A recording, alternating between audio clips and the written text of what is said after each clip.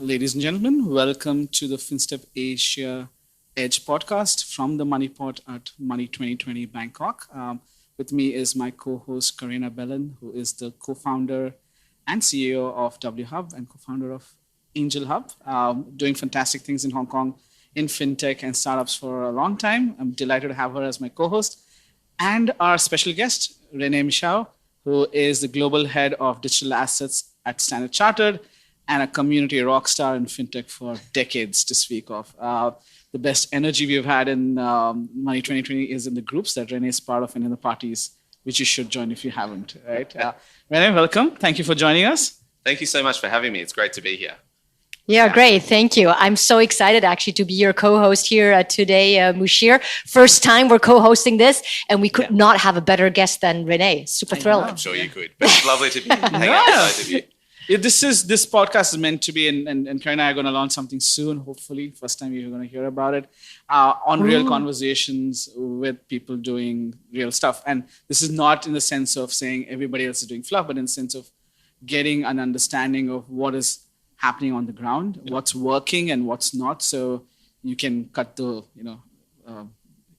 fluff away. So René, you've had a long history in banking to a certain extent, if you can use that term, history, right? But you've seen that evolution from roughly the dot-com bubble on to now, right? And you've worked with some very pretty large institutions. What's your career journey been like in that evolution from starting off in some senses traditional banking to now what is the cutting edge of digital assets? I mean, look, thank you. That's a really great question. And what's been interesting to me, I didn't come from a traditional entry point into banking. So I was in the army before that.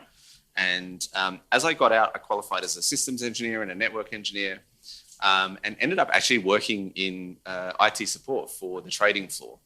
And I had never really thought of having a career in banking. Okay. But what was great about working on a trading floor in 2000, was that the people that I was working with were really smart. There was a lot of complexity in the environment, lots of information, lots of things to learn. During my lunch hour, I used to go and sit on the spot Aussie desk and learn how the traders were working, and all that stuff. In those days, a lot of the deal blotters were actually written down on paper, right? So we still had the operations team would come around and pick up deal tickets at the end of the day. There were still telex machines on the desk, all sorts of stuff like that. I actually supported what was called a physical phone bridge. So to connect all of the trading floors globally, you had a phone bridge, but actually it was a wooden loom with copper wires wound around to keep all of the lines open, right? So there's a lot to learn. Yeah. Fantastic. Many hand signs as well, right? Yeah. There was a lot happening. It's like a lot of people don't understand probably or know how antiquated some parts of banking still is in some senses. I think we've had that conversation around how mainframe programmers from the 70s were in demand a few years ago because some of the banking systems are still my mum was actually a COBOL programmer. Yeah. So it was interesting to see all of that, and all of the green screen apps. We've got plenty of banks that still run on mainframes, and one of the important things about that though is they still work. Yeah. But anyway, from my experience, it was great to be able to start there, learn very quickly. And I became fascinated with how money worked and what different, I used to sit with the different desk heads and find out different products. So I guess I've always been fascinated with the, trying to understand the fundamentals of how banking works and how money works. Anyway, so I did a bunch of things at National Australia Bank that really built the foundation for that. I got the opportunity to see the way that the market risk function worked, curve construction, using maths to manage risk, all of those sorts of things. And so that was great. I was fortunate enough to be able to build a carbon trading desk in around 2008. That was relatively early, right? It was in Australia. Barclays was already going. The European market was actually had been around for a little while at that point, right? And then during the GFC, the Australian government came out and said fixed price of carbon. So I had to find another job. I was wondering how that moved to Singapore, right? Well, no, I stayed in Australia. I went to ANZ and had to learn payments. So I was not a payments guy. And what was really cool, so 2009, 2010, 2011, a lot of stuff happened, right? Yeah. So at that time, the people who were talking about innovation in financial services were, well, you had Brett King, another beauty Australian who had Breaking Banks podcast. So I was like listening to this. You had Liz Oakes at KPMG writing lots of papers. You had the Swift Inner Tribe guys doing lots of interesting stuff. And so I became a human sponge because I wanted to learn everything that I could about payments and how they worked, because I'd had the opportunity to do that in the financial markets space beforehand. So that was really when my fintech interest started, right? So you had the first like fintech companies before it was called fintech. So Moven, Bank Simple, Kiva.org, Zopa, like all of these very early internet platforms, peer-to-peer lending and that kind of thing. And so that sort of became my hobby. And so for many years I worked in payments. We tried to do, as much innovative stuff as we could.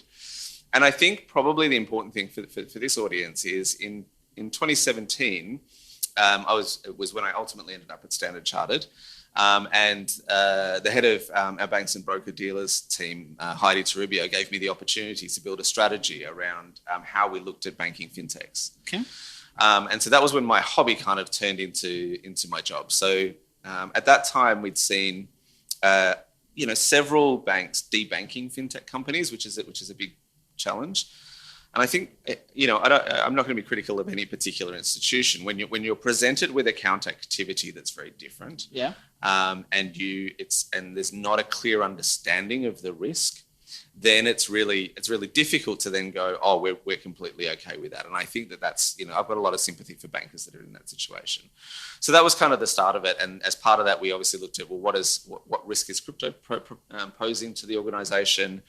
What's evolving in the crypto space? I mean, obviously I'd been paying attention to Bitcoin and other, blockchain projects and Ethereum since, the very early times. Obviously I didn't invest early enough to be retired now, but, we were able to learn a lot. And so, then a couple of years after that, I was invited to move into the financial markets business and then start working on the crypto stuff for the bank. Going the full circle, starting with trading and going back into trading as such. And, this fascinates me. So I did electronic trading, started my career 20 years ago. And it was that transition of the physical market into electronic market. I was trading in a more mature market in CME, but it was that fascination how skill sets are developed, right? And we were told about on the trading floor, a lot of traders were relying on looking at people's faces, expressions, and knowing their background to determine whether the person's under pressure or hyperbole has bought too much, so it would change.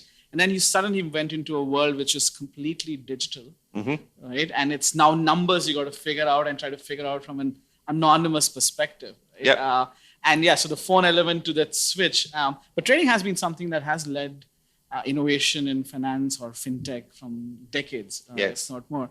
What for you was the most fascinating thing you saw on that trading floor during this transition in terms of technology? Oh, that's a good question. So I think a couple of things, right? So probably the most fascinating part of that transition was we started to see the implementation of EBS and the Reuters terminals maturing, broker platforms coming into the trading floor. And I think the biggest shift that I saw at that time was to e-trading, right? So that emergence of the e-commerce person within the trading room, the idea that clients could come in directly, place orders rather than phoning orders in, that represented a really big shift, I think, in the way clients interacted with banks, right? So it's kind of the wholesale equivalent of internet banking from a retail perspective. And so that meant the relationship that we had with clients changed, and where we'd been delivering a lot of the technology stack for internal users, typically in a vertically scaled way, you now had the internet interface where you were looking at horizontal scale, delivering product direct to customer.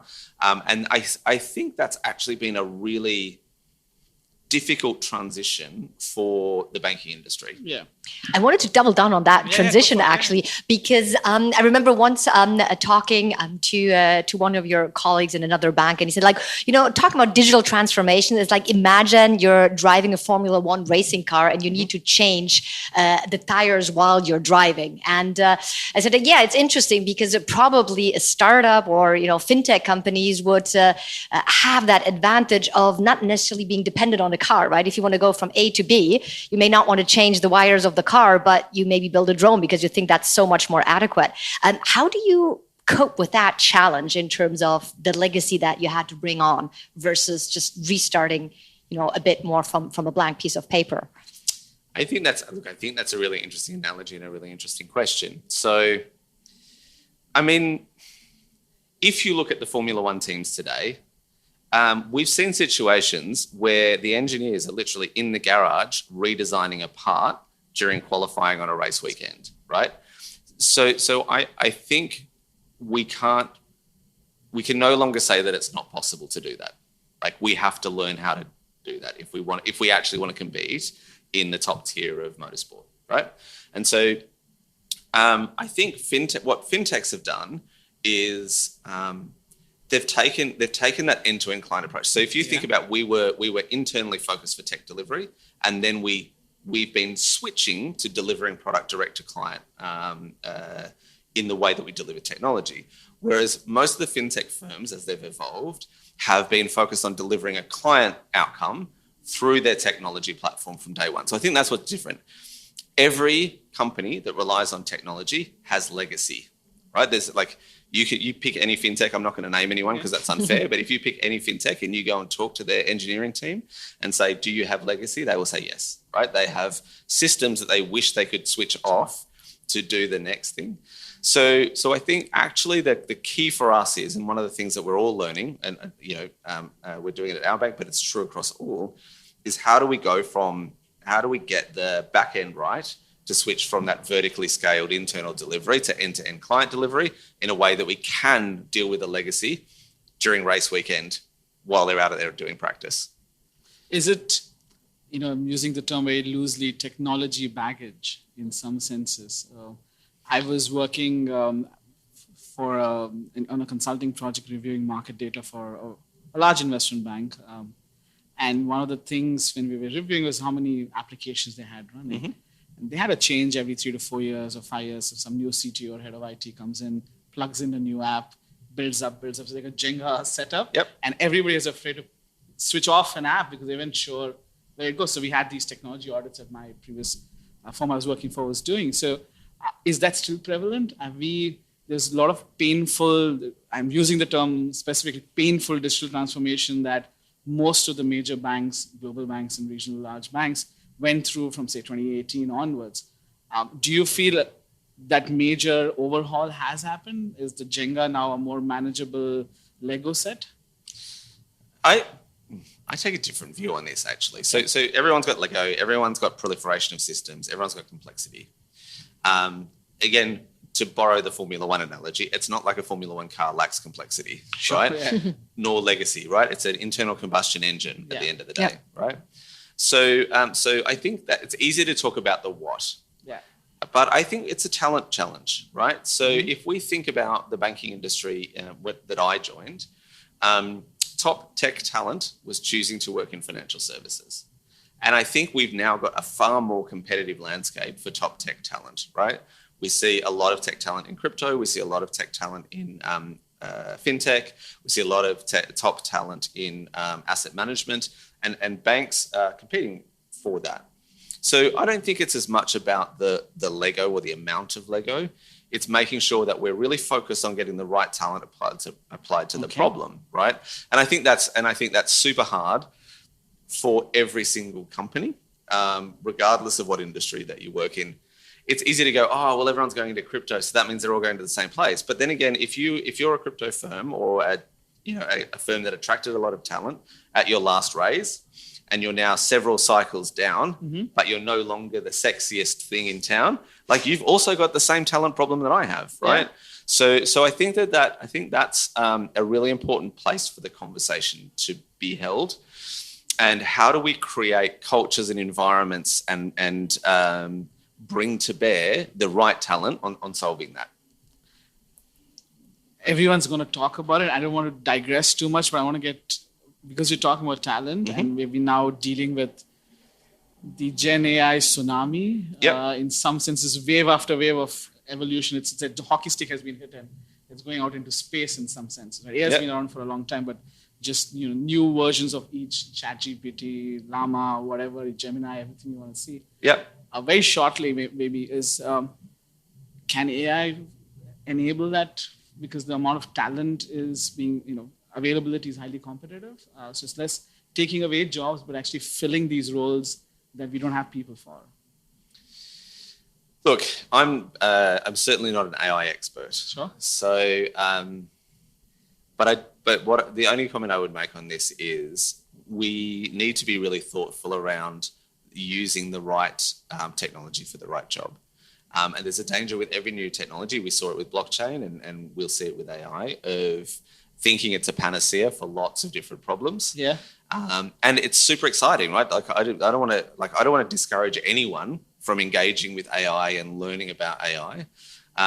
But being thoughtful around the problem we're trying to solve and where we need to apply that talent and how much talent we need, I think is more important than whether or not AI will solve that.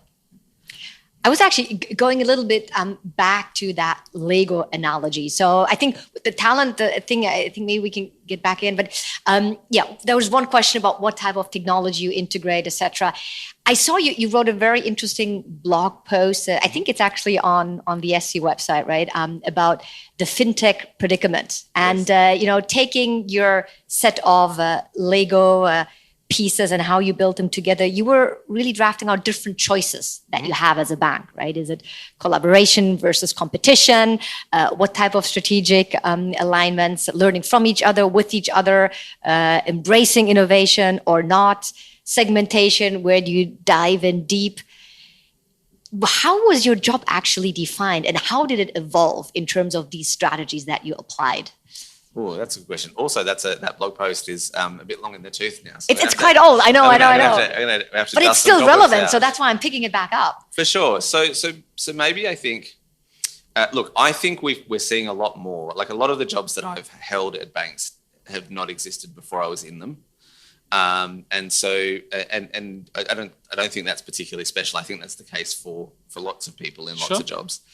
But I think what's interesting is that, let me start here. Very early in my career, I was reading a lot about how do you build the skill set that you need to be successful, right?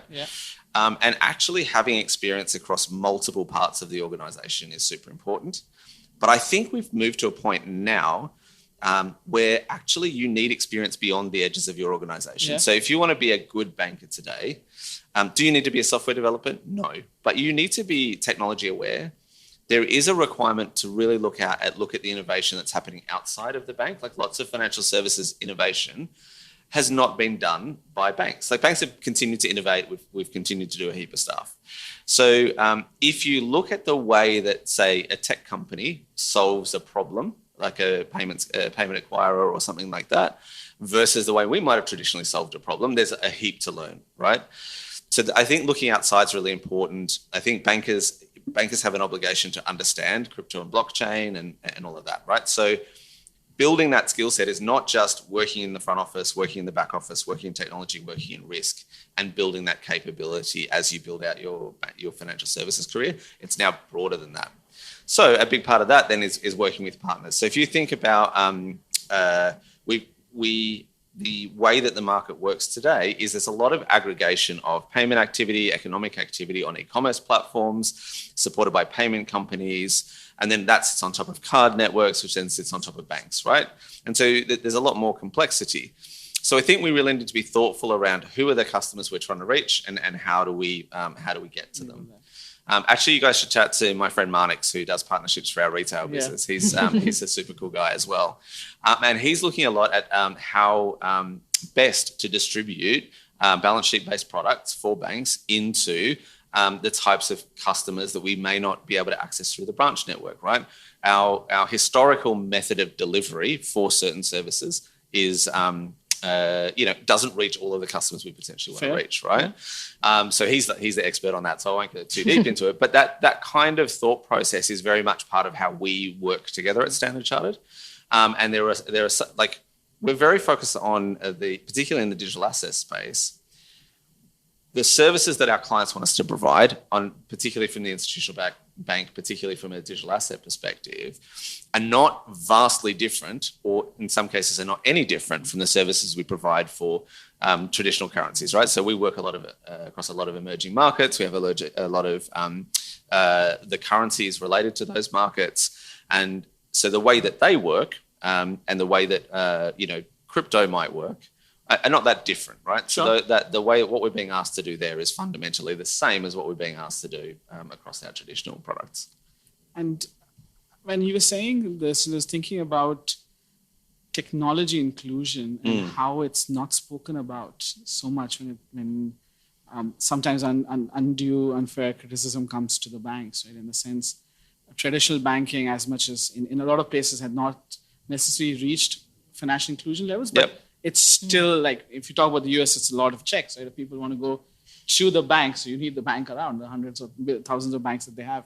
But how important has technology inclusion played a role? This is not just from a retail consumer perspective, but I also feel when you look at institutions or corporates as an example, right? Yep. A lot of them, I mean, when I was running the Fintech Association a few years ago, we had some fintech firms and others giving us checks because it cost them $50 less to make, and it was free, and a digital transfer was more, but also integration, right? A lot of corporates aren't there. So have we now reached a stage where broadly that technology inclusion of, let's say, corporates at least, on one side, which is where you do deal a lot with institutions, is at a steady level which can be built on for a collaborative model, as it were, between the bank and these institutions for digital finance, quote unquote?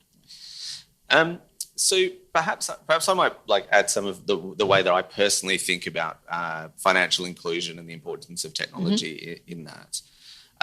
We talk that there's several terms which I think are either unhelpful or only helpful to a certain point. Sure. Okay. So as bankers, we often refer to the unbanked. Yep. Which I don't think is the most useful way to think about things, right? We have a risk appetite, and there are some clients or some companies or individuals which we can't serve in the way that we would like to. So whether or not somebody's banked or not, I don't think it is a material reflection on the level of economic access they have. So I think economic access is a very helpful term. We talk about financial inclusion, and I think those two things are related, right? So if you are excluded from access to the global economy or access to the financial capacity that you need to grow your business or to participate in the economy, then you are by definition excluded, and so that's how I think about this personally. So then the question is, if we want to look at portions of the population that are excluded, whether that's segments of incorporated entities or whether that's individuals, we come back to that question: what's the best way to provide access? So and I'll step to a couple of examples which are non-bank, where we've found ways to access, right? So if you look at Facebook Marketplace or similar e-commerce platforms, they have provided a level of access to be able to sell products from remote locations into the global economy in the way that other services haven't. And then likewise with crypto, I think NFTs is a really interesting one, where you have artists that now have access to sell art to a global audience, not often, but certainly a good portion of the time, from remote locations, where previously for them to actually have sustainable living from the art they created, there was a huge logistics barrier to getting that financial access, right? Whether that was, can they get a bank account, whether that was, can they get access to the amount of cash, or can they get access to the customers? These are all part of that access question. So coming back to how we look at this, right? So in 2018, we launched a Fintech segment as part of our institutional bank where we focus on banking Fintech companies. And so that's, we've been able to build a risk framework around how we understand the risks for Fintech companies. We work very hard with several firms to provide bank accounts, FX, payment infrastructure across our footprint, which is Africa, Middle East, and Asia, to help them provide that level of access particularly where their platform is better suited to the client problem than perhaps our direct platform is or that of other banks. And then moving on from that, likewise, we've had a look at, well, how do we build a risk framework to enable us to work with a select number of crypto firms? Sure. I don't know that crypto is synonymous with financial inclusion, and I think we need to be careful of that. Yeah. I do think that is a claim that's made from time to time, but I do think that there's a lot of stuff in the crypto ecosystem which provides solutions to problems where there may be other solutions which aren't as good. So being able to support the right kind of firms in that ecosystem, I think, is really important for us. That was actually a question I wanted to double down. I mean, in terms of how is crypto or blockchain technology really changing the game? And let me go back. So, when fintech arrived and we were like, okay, this is the disruption, right? This is going to bring the banks out of business. And as you described, right, there was this evolution, there was this understanding of maybe we can go in a more collaborative space. Maybe fintech was able to solve some problems banks could not or did not want to solve, right? Yep. Talking about financial inclusion, banking non-bank, etc. Now you talked about how you integrate banks and fintechs into your banking system. So it seems the both sides found a good way to navigate, to collaborate, to move also the value and the consumer proposition forward. Now, crypto arrives, right? And of course, there are different areas, right? There is TradFi and CeFi, and maybe a little bit more easy to somehow see how that can go. But is now really DeFi the disruption of banks? Are we finally at that stage? We're going to make a huge difference in financial inclusion. We're going to get the banks out of business. Is that, how do you look at it? Have you gone from fintech will eat the banks to now crypto will eat Exactly. the fintechs and the banks? And man, Exactly. banks Is that disruption finally happening now? 400 years you've been around, but yeah. Banks must be delicious because everyone wants to eat us. But I was gonna say, it's like the Godzilla and Jane story, where Godzilla didn't eat her, they became romantic partners or friends. Are we seeing that now with fintechs and banks? Yeah. So I think there's a lot in that question, and let's look at it this way. I did a panel on DeFi yesterday, actually. So it was called "When the Earth and Moon Collide." Yep, exactly. I was referring to that. Risk lessons from DeFi, and I think so that referred to the Terra Luna ecosystem, and we saw that collapse. And having a look at some of the lessons we can draw from that. I won't redo that panel here, but No, sure. I think the important thing that I think of is DeFi provides an ecosystem and an operating system which allows us to recreate parts of the traditional financial system in an environment where there's actual value, actual money, where systems and products can interact in a programmatic way. And we can try lots of things. So Terra Luna was essentially an attempt to replicate the function of a central bank, particularly around action or maintaining the price of a currency, and then responding to economic fluctuations in an ecosystem, right? And we found that the tooling around that was too limited to cope with the shocks in that system. So if we look at that, I think the way that DeFi is working should be super instructive to banks. Do I think we're in imminent danger of DeFi replacing the banks? I don't think that is a 12, 24-month horizon question. I think the user experience and the access to be able to do that presents two problems. One is if I manage my own wallet, I take on all of the risk myself. So I have to make sure that when I interact with a smart contract, when I interact with a automated market maker or an exchange or whatever, that I'm personally validating that I've managed my risk. Otherwise, I lose my money or my tokens, and I'm accountable for that. I've got no recourse, right? The other problem is if I work through a third party that manages that on my behalf, that's also quite complex, right? So there's a lot of both of those are quite complex. So let's go back to crypto eating the banks. Mark Andreessen from Andreessen Horowitz talks about crypto as being a new operating system for financial services, and I think that's a helpful analogy because so much of what we've done historically has separated messaging, for example, Swift, from the ledger. And so what the operating system of crypto does is it brings together the value and the messaging, plus a whole bunch of other tooling. So banks don't really have a right to survive unless we're providing services to our customers, we're compliant with our regulation, and we are operating a sensible business. And so I think do I think that crypto is going to eat the banks? Probably not in the short term. But do we need to think about how we service our clients and the way in which we need to operate our business? And do we need to learn how to do that effectively in a world where things operate on blockchains and where things are tokenized and where the ledger doesn't necessarily sit on a database in a mainframe inside our data center?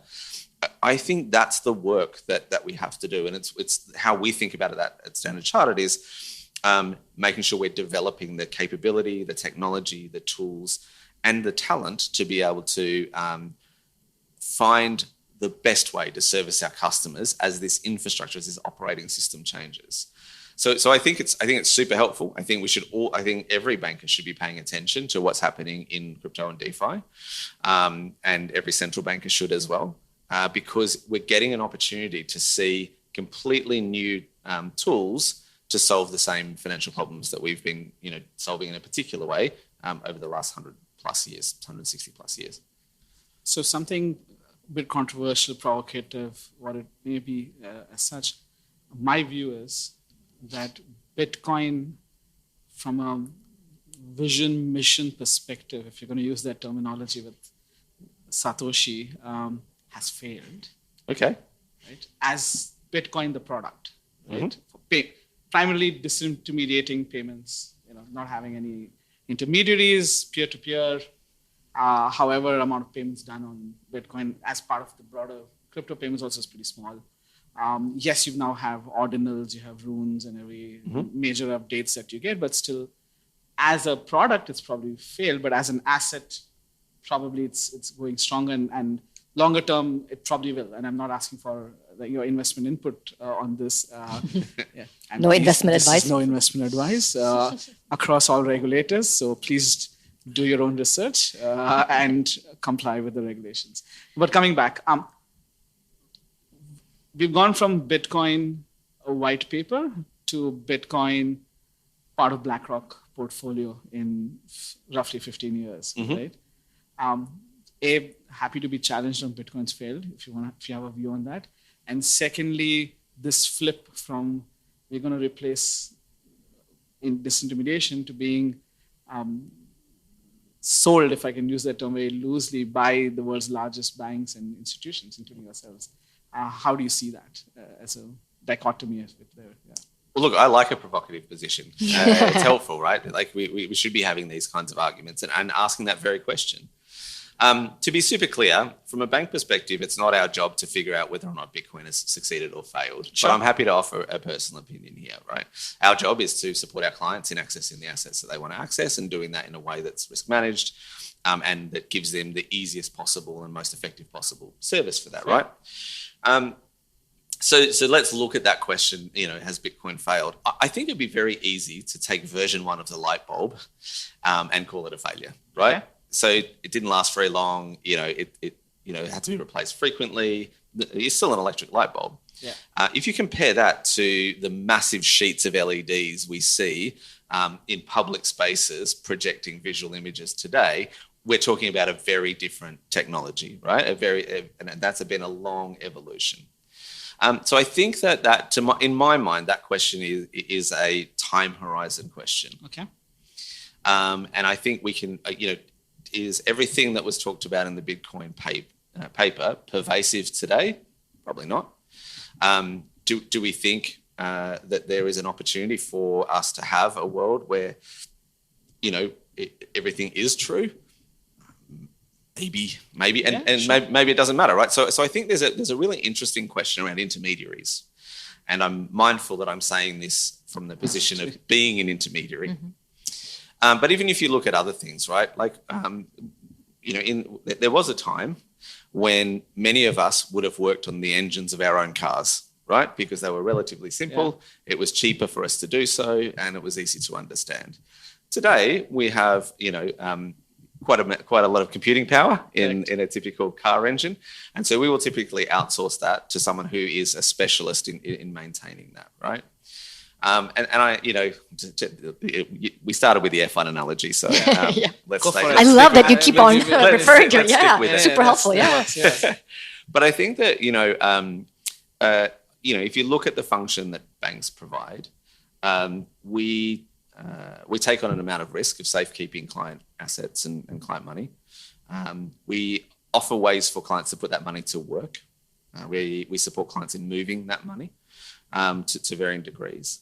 And I think that that's quite a helpful position that we have. The fact that we're regulated, the fact that we have to have well-capitalized balance sheets, the fact that we've got the infrastructure in doing that puts us in a privileged position where we have some competence at doing those things. But I do think we need to learn some new skills around how do we do that. So I think that the short answer to your question is maybe if we draw a line in the sand today, maybe there's a failure there. Does that mean that that's not going to fundamentally transform the way we're doing financial services? I mean, make no mistake, banks have been transforming the way that we provide financial services, certainly at Standard Chartered for 160 years, right? We're not the same. We don't use the same tools we did 160 years ago that we do now. And that evolution will continue. We've got, the way we look at that is we've got our SC Ventures team, which have done a huge amount of work around innovation and driving different business models, which has been helpful to change the way that the core bank works as well. And so we think we've got a lot to do, or we're continuing to do a lot of work around thinking about what the world looks like when lots of assets live on blockchains, when lots of assets are more mobile than they are today, when smart contracts and smart contract integrity is really important, and how that will transform our business. So we wouldn't, if Bitcoin hadn't have come into existence, we may not necessarily be having these conversations. I'm just going to double down a little bit on that because it's building on what you spoke about, and I think it's an important element. The distinction of Bitcoin versus blockchain, because we've had blockchains or DLTs, at least distributed ledger technologies, before the Bitcoin blockchain, largely around there, and then this kind of brought that concept together. So from that perspective, it worked for a unintentional mission accomplishment. But I think it'll be interesting for the audience also to get a sense of that distinction of blockchain and assets on top of it, which we broadly call digital assets, versus Bitcoin, this asset which many large institutional CEOs or heads have claimed it to be a Ponzi scheme, to a scam, to everything. Until recently, we're not going to name the persons, just generally speaking, but you've had that distinction. So when institutions or others are looking at it, how can they make that distinction of blockchain versus Bitcoin, and why is that very important? If at all. Yeah, that's a great question. So, on my Twitter, I have a phrase which is, the money is the network, and the network is the computer. Okay. Right. Mm-hmm. And so, when I first came across Bitcoin and blockchains, I was very much of the view that blockchain good, Bitcoin bad, right? That was and many people go through that perception. What's interesting is that a lot of the functionality of the network comes from having value embedded, right? So if you've lived in a world where all of your networks are messaging only and they don't actually move value and there's no embedded value, then it's very easy to go, oh, you don't need the value in the network, sure, right? But I do think it's really important that to appreciate the amount of functionality that's available by having the value itself embedded in the network, right? So if you can represent in a smart contract the actual value and you can change the value in wallets through that process, the composability and the way that you can construct products and the way that you can make financial services outcomes fit for all of these different functions, I think that's really helpful, right?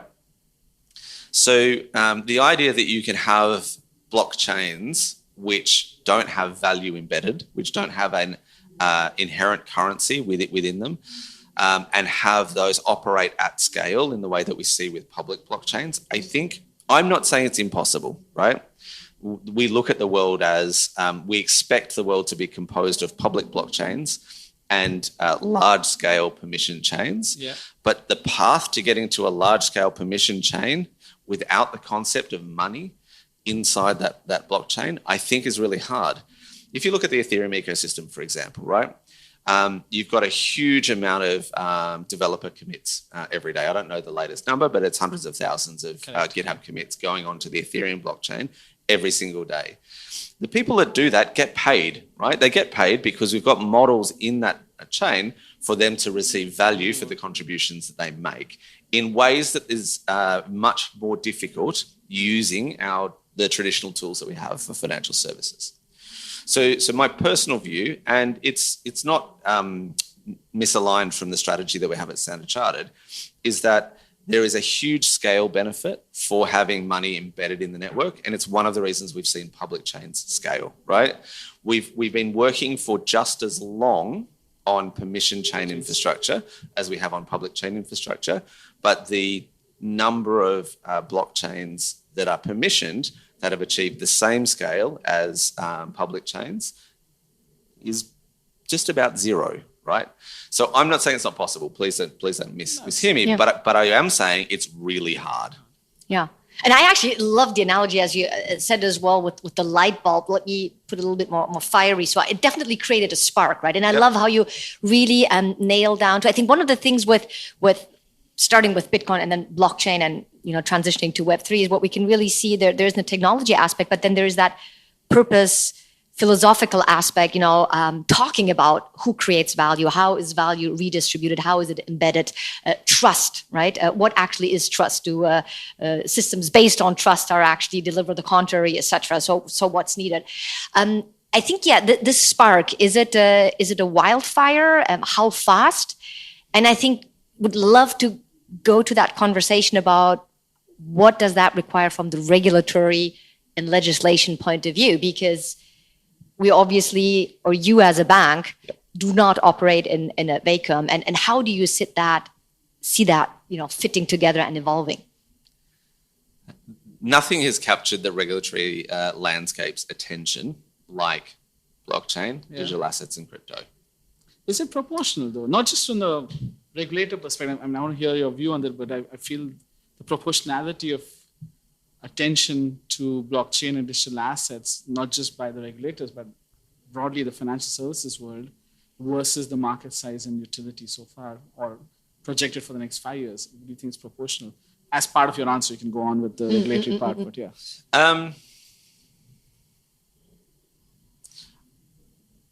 I don't know that. I don't know, right? I don't know that. I don't know. That's my job to determine whether or not it's proportional. Sure, right? So and I think it's hard to tell at this point.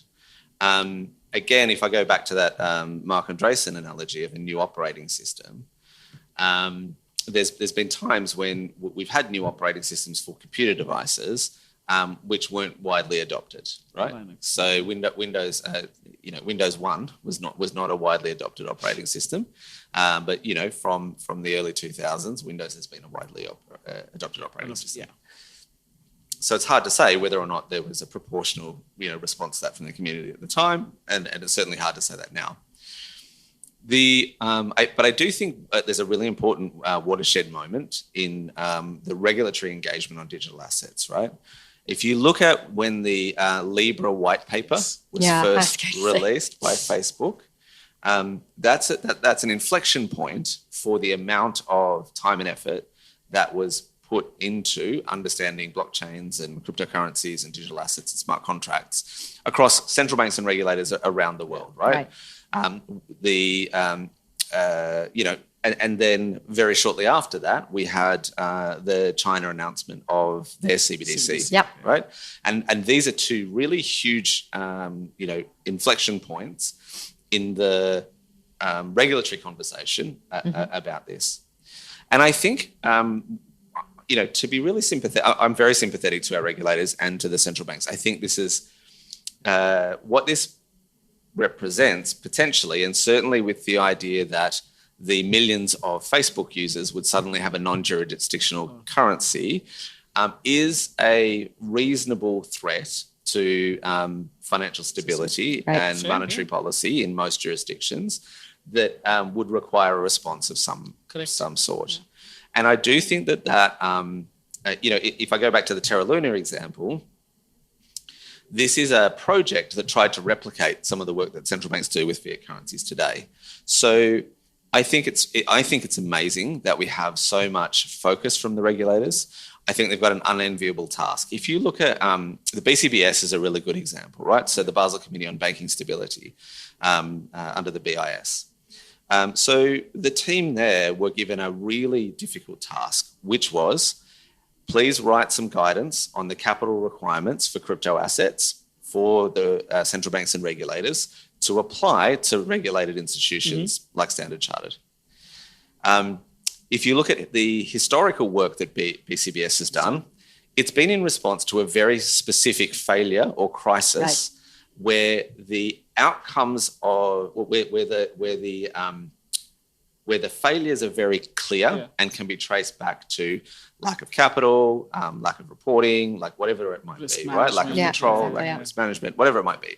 And so when you've got something concrete like that to write regulatory guidance on, that's a much easier job than please go away and imagine all of the possible things that could go wrong if these regulated institutions, which currently don't have any significant balance sheet exposure, develop some significant balance sheet exposure.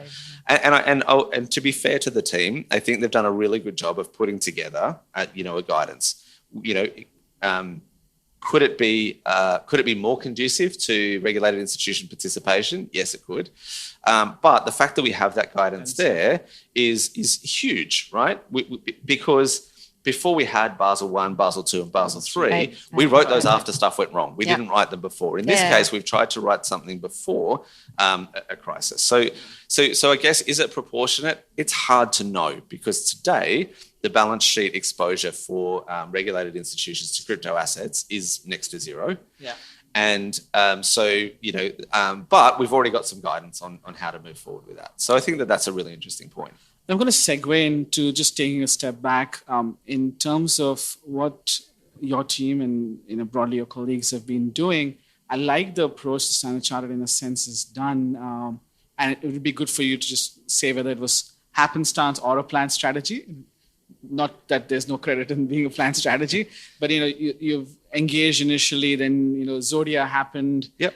SC Ventures was actively looking at the broader fintech space.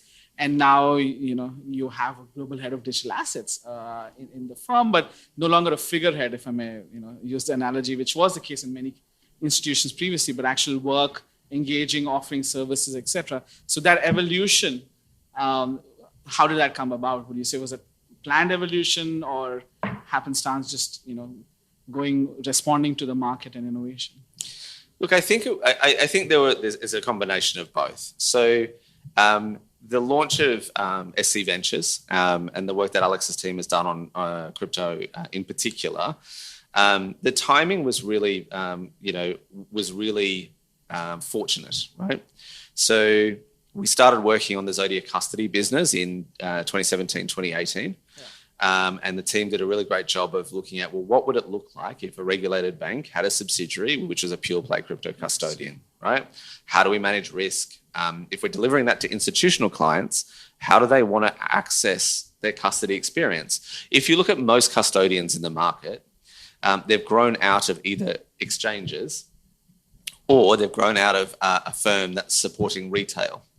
So there's almost no custodian that's been established with a view of a corporate treasurer, a corporate finance team, an institutional client or an institutional user participating in that I'm not saying that people haven't done a good job of making the change, but from a grassroots perspective, we had people from our security services business. We had a whole bunch of people around that. So that was a really early take on how we might approach that problem. That was a joint venture with Northern Trust as well. So it's important to mention that. Over that period, what that meant actually was, as an organisation, around about the same time, a few colleagues and I put together a risk paper on what crypto risk would mean for the bank, right? Because it's an assumption as a financial institution, if you do nothing, then you don't have the risk. Whereas our clients have been actively involved in digital assets in different ways for a long time, whether that's phone manufacturers putting HSMs in the phones, whether that's technology companies launching their own blockchains, whatever it might be, those constructs existed and have continued to evolve. And so you had this really great parallel of our risk infrastructure developing in parallel with the work that was happening in SC Ventures, because our executive teams were being asked to consider what would that risk look like, right? So what that's meant is Zodia Custody and Zodia Markets both launched in 2022. And the experience of being able to do that has also given us infrastructure to be able to look at, well, how do we put crypto custody within our security services business? How do we offer market making for Bitcoin and ETH on our FX business, which are problems that we're currently working on.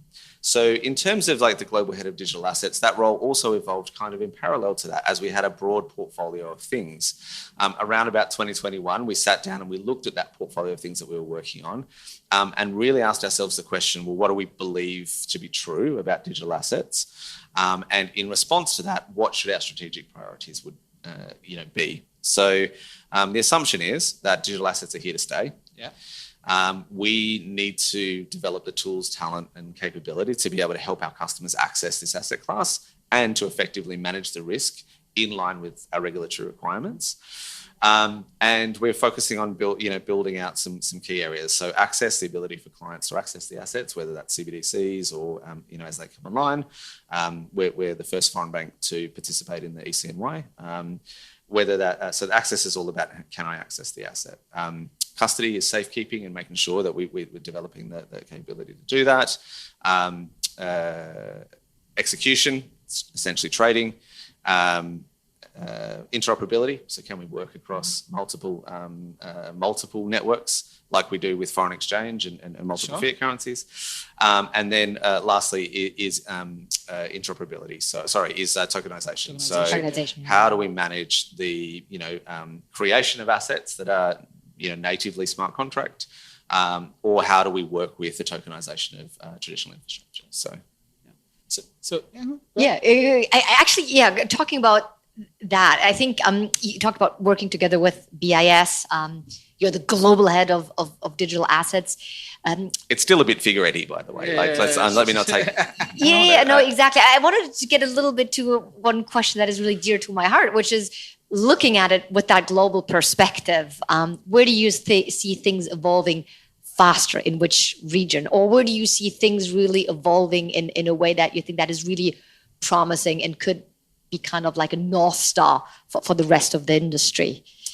I think talking about that in terms of geography is a bit fraught, right? So if you look at the scale of the ECNY from a CBDC perspective, there's not really anything close to that from a scale perspective. So in that respect, that jurisdiction has built a lot of capability.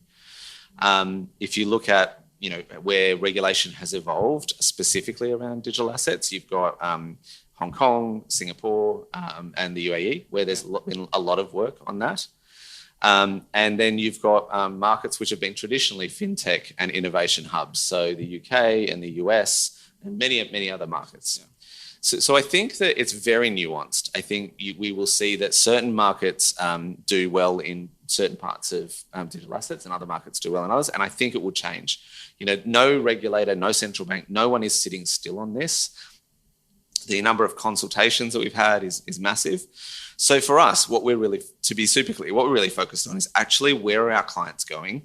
What are they focused on and what's important for them?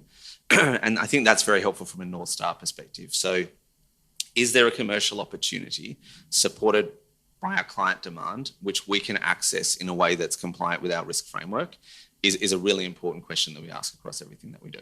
And where do you see your clients going? Because again, for us, being in Hong Kong, it's kind of like new to be the cool kid on the block and seeing a lot of people come and evaluate the opportunities for Hong Kong for was regulatory Hong Kong was cool in arbitrage. 2015. So you had cyberport. Yeah. Where are your clients going? So I think from an institutional client perspective, there's a lot of curiosity around accessing crypto, whether that's ETF or whether that's spot or derivatives. There's a lot of interest in stable coins and potentially what they offer. Exactly. And then there's also a lot of interest in tokenization Of real world assets, absolutely. That's the buzzword. So coming towards the end, but I want your response, and it can be one word or as long as the paragraph you want to make it. Two hyped up features, products in digital assets that people are thinking is going to be game changing, but in reality is going to probably take more than 5-10 years. What would you say would be the two? I actually think everything, right? Like if realistically, like that's not to undermine the significance, but I think there's a lot of energy around what we think we can change quickly. Yeah. And actually we are super early in what to expect from this change. So I think it's, we get very excited about price, we get very excited about NFTs, we get very excited about altcoins, we get very excited about networks. And there's still a lot of hype. Thankfully, a lot of that hype has now gone to AI, but we still have. AI. We couldn't touch on that one. I think we still need to be really focused on that core. Where are our clients going? What does that infrastructure look like, and how are we solving problems differently? And two things that are super undervalued in the digital assets world, which people aren't looking at, but are very fundamentally the spades. I think we need more on identity. And the ability to have portable identity infrastructure. Okay. And I think NFTs are like both over and under hyped, right? So the idea of that from an art perspective and digital art, whilst it's important, there's a heap of stuff that non-fungible tokens can solve around IP, also around identity, around a whole bunch of things, which is still super early. René, pleasure having this. Has been fascinating. We've gone for a longer time. We thought we'll do a quick one, but exactly. And still we haven't touched on AI. Have to do a next round. There's other people better qualified than me. Pleasure having you. But on behalf of Karena and myself, thank you everyone for joining us. Follow our socials, Finstep Asia Edge. Follow the Money 2020 podcasts to listen in the future, and we will soon be back. So enjoy the rest of Money 2020 as we go into day 3 tomorrow. Thank you again. Thanks. Thanks so much for having me. Thank you. And we are out. Thanks. Thanks, guys. Awesome. Thank you so much. It was great, right? Yeah, thank you. Thank you. I hope it was